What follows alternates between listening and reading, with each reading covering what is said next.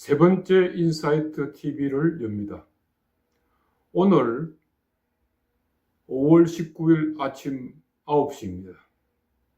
저는 인사이트 TV의 김형국입니다. 오늘은 미국 의회와 행정부, 트럼프 행정부의 상호 역할을 전쟁 방지 결의안을 사례로 다루겠습니다. 의회는 미국 자유민주주의 가치를 실현하는 축의 하나입니다. 행정부, 트럼프 대통령이 전쟁과 평화를 이행하는 정책 결정자이자 민주주의를 확산하고자 하는 정치 권력의 글로벌 중심 핵이라면 미국 의회는 연방 50개 주를 대표하여 연방 민주주의를 구현하는 본체입니다. 미국 의회 컨그레스는 세네트, 상원과 하우스, 양원으로 구성되어 있지요. 미중 정상회담이 열리기 직전 5월 13일에는 상원에서 49대 50으로 전쟁 방지 결의안이 부결되었습니다. 이 안은 민주당 오레곤 출신 제프 머커리 의원이 발의한 결의안으로 49대 50, 단 한 표 차이로 반대가 많아서 부결되었습니다. 기존의 랜드폴, 수잔 콜린스 의원에 이어 리사 머코스키 의원까지 공화당에서 3명이 찬성표를 던졌습니다.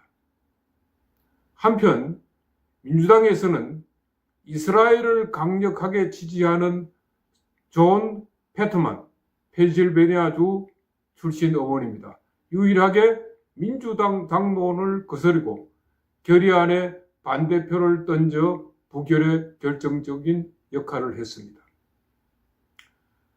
하루 뒤인 5월 14일 하원에서는 214대 214 가부 동수로 제적 과반수를 얻지 못하고 부결되었습니다. 이때 트럼프 행정부의 군사 행동에 제동을 걸기 위해 민주당과 함께 공화당 의원으로서 찬성표, 즉 반대 입찰표를 던진 의원은 3명인데 토마스 메시 켄터키주 출신입니다. 평소에도 해외 군사 개입에 극도적으로 부정적인 고립주의 성향의 의원입니다. 브라이언 피츠패트릭, 펜실베니아주 출신인데 대표적인 공화당 내 온건파 의원입니다. 톰 바렛, 이분은 육군 베테랑 출신인데 이번 표결에서는 처음으로 전쟁 방지에 찬성표를 던져 주목을 받았습니다. 반대로 제럴드 콜든, 메인주 출신 민주당 의원입니다. 한 명이 민주당 당론에 이탈해서 결의안에 반대표를 던졌습니다. 상원에서는 트럼프 행정부의 군사작전이 법적 시한인 60일을 넘기면서, 그러니까 2월 말에 시작했으니까 그때부터 이제 시작해서 넘겨가지고 지난 3월 첫 번째 표결을 했고 이번이 7번째 표결입니다. 인사이트 TV가 관심을 가지고 들여다보고 있는 대목은 트럼프 대통령이 속한 공화당 소속 의원이 상원과 하원 각각 3명이 이번 5월 미중 정상회의가 개최되기 직전 상원에서 전쟁 방지 결의안을 투표할 때 이에 찬성하는 이탈표가 늘어났다는 것입니다. 여러분, 미국 의회주의를 간통하는 역사는 상원과 하원의 의원이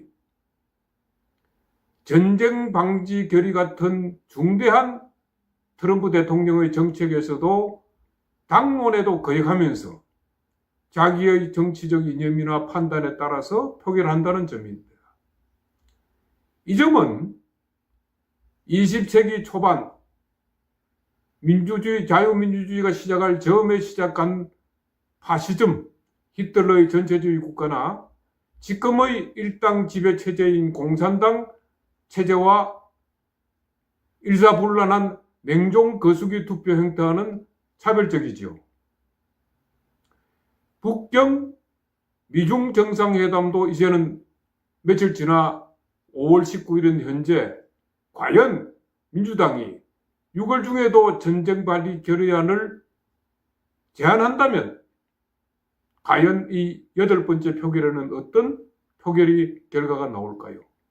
지금 현재 트럼프 대통령의 지지율은 2기 취임 이후 최저 수준인 30%랍니다. 그리고 유가 인상으로 인한 인플레이션 입박도 심각한 상태라고 합니다. 이러한 상태에서 과연 상하원 8번째 된다면 어떤 결과가 나올까요? 현재 미국 하원은 111국입니다. 2년 임기니까 합한다면 이것이 238년이 됩니다. 미국 건국의 아버지 조지 워싱턴, 토마스 제퍼슨, 알렉산더 헤이거가 당시 건국 당시에 표방한 연방주의 그리고 자유민주주의를 실현한 이후 약 250년 이상이 흘렀습니다. 이 시간에는 미국의 자유민주주의 체제의 두 축인 미국 대통령 행정부와 의회 행정부의 정책 결정에 대한 의견, 표결을 보면서 미국 자유민주주의 체제의 헌법 구조가 얼마나 상권 분립적 체제를 가지고 있는지를 살펴보았습니다. 이 점은 한국의 현 상황에서 양대 진영으로 보수와 진보로 나눈 형태에서도 충분한 귀감, 어쩌면 되돌아볼 수 있는, 우리의 정치를 되돌아볼 수 있는 계기가 되기를 바라는 점에서 오늘 이 방송을 하였습니다. 여러분 감사합니다. 모쪼록 건강하시고 해맑은 5월의 햇살을 함께 가족과 함께 나누시길 바랍니다. 감사합니다. 이상입니다.